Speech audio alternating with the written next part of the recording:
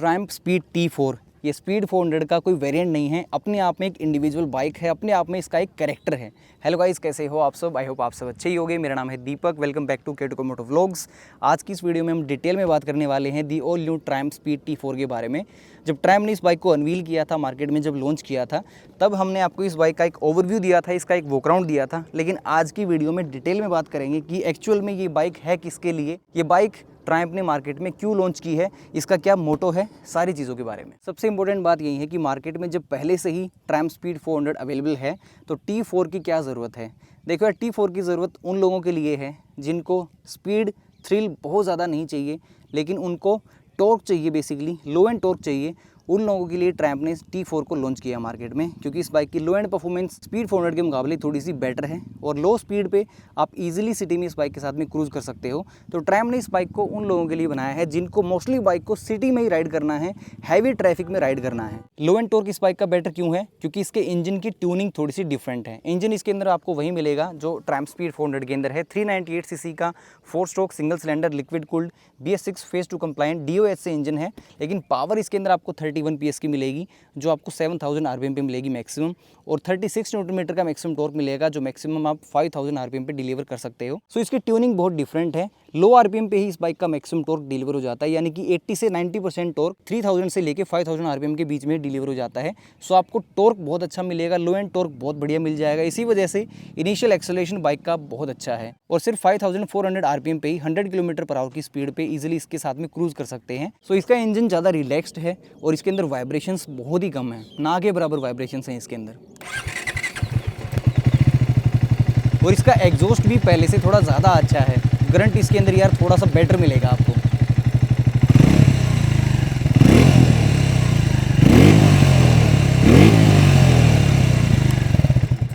Detail में तो हम राइड रिव्यू में बात करेंगे, लेकिन वाइब्रेशंस बिल्कुल भी फील नहीं होती हैं। आप जब थ्रोटल दोगे ना तो वाइब्रेशंस इसके अंदर बहुत ही कम। ट्रायम्फ ने इस बाइक के इंजन पे ही काम नहीं किया है, बल्कि रियर स्प्रोकेट के ऊपर भी काम किया है, क्योंकि स्पीड 400 के अंदर 43 टीथ का स्प्रोकेट है रियर, लेकिन इसका जो रियर स्प्रोकेट है उसके अंदर 39 टीथ है। तो स्प्रोकेट का साइज़ थोड़ा छोटा है, इसी वजह से इनिशियल टॉर्क थोड़ा बेटर निकल के आता है। इनिशियल एक्सेलरेशन और पिकअप थोड़ा इस बाइक का बेटर है। ट्रायम्फ इसकी टॉप स्पीड क्लेम कर रही है 135 km/h की, और जो ऑफिशियली क्लेम टॉप स्पीड 400 की है वो है 145 km/h। लेकिन ट्रायम्फ स्पीड 400 की जो एक्चुअल टॉप स्पीड है वो 170 km/h के आसपास की है। सो इसकी जो एक्चुअल टॉप स्पीड होगी वो 150 km/h के आसपास की रहेगी। और इसका जो आइडियल RPM है वो 1300 पे सेट किया गया, यानी कि 1300 RPM पे इसका आइडियल सेट है, लेकिन स्पीड 400 के अंदर यही 1500 RPM पे था। तो इसी वजह से जब ये स्टार्ट होती है तो इसके एग्जॉस्ट के अंदर थंप आपको थोड़ा बेटर मिलता है। लेकिन अब इंपॉर्टेंट बात आती है कि कितना देती है, कितनी माइलेज है इसकी। सो स्पीड 400 से 10% better fuel economy Triumph claim कर रही है।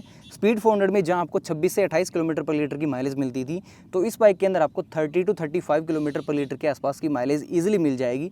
और मैं मेरे एक्सपीरियंस से अगर आपको बताऊं तो ट्रायम्फ स्पीड 400 से मैंने हाईवे पे 35 km/L की माइलेज निकाली हुई है।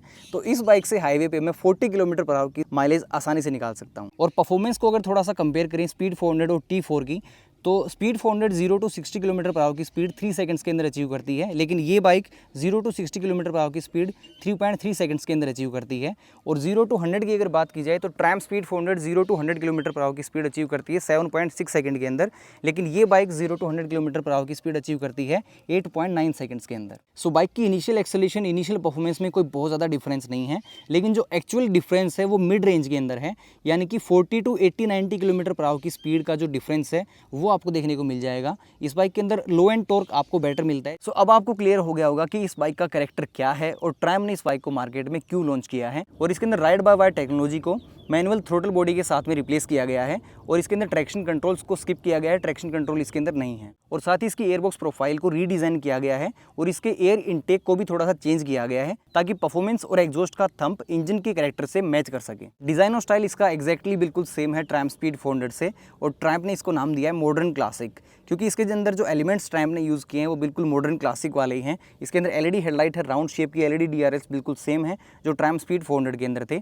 लेकिन इसके अंदर डिफरेंस क्या है, 43 mm के टेलीस्कोपिक टाइप के सस्पेंशन इसके अंदर दिए गए हैं, USD फोक्स इसके अंदर नहीं है। लेकिन जो बाकी चीज़ें हैं, फिट एंड फिनिश है, जो इसके अंदर क्वालिटी है वो आपको बिल्कुल ट्रायम्फ स्पीड 400 की जैसी देखने को मिलेगी, बिल्कुल एग्जैक्टली वैसे ही। अटेंशन टू डिटेल्स आपको हर जगह पे बिल्कुल वैसी देखने को मिल जाएंगी। उसके अंदर कहीं भी कॉस्ट कटिंग नहीं की गई। 17 इंच के एलॉय व्हील्स हैं बाइक के अंदर, लेकिन अपोलो अल्फा H1 की जगह पे MRF ज़ेपर टायर इसके अंदर यूज़ किए गए हैं। 110/70 सेक्शन का फ्रंट में इसके अंदर टायर दिया गया है और एलॉय व्हील्स के ऊपर यहाँ पे स्ट्रिप देखने को मिल जाएंगे आपको व्हाइट कलर में और रेड कलर में, जो काफ़ी अच्छा इसके अंदर लुक प्रोवाइड कर रही हैं। ब्लैक कलर के एलॉय व्हील्स आपको मिलेंगे और यहाँ पे सस्पेंशन के साइड में रिफ्लेक्टर्स दिए गए हैं दोनों साइड में। जो LED इंडिकेटर्स हैं वो स्पीड 400 के जैसे ही सस्पेंशन के ऊपर ही माउंट किए गए हैं, जो काफ़ी अच्छा लुक देते हैं। LED हेडलाइट का डिज़ाइन एग्जैक्टली बिल्कुल सेम है। यहाँ पे आपको ग्रे कलर की फिनिशिंग देखने को मिल जाती है और पीछे वाला जो पार्ट है ये आपको ब्लैक कलर में मिलेगा। 300 mm की वहीं सेम इसके अंदर डिस्क ब्रेक है, बाइब्री के ही ब्रेक कैलिपर्स हैं, लेकिन इसके अंदर जो ब्रेकिंग पैड हैं वो आपको नॉर्मल मिलेंगे, वो आपको स्पीड 400 वाले नहीं मिलेंगे।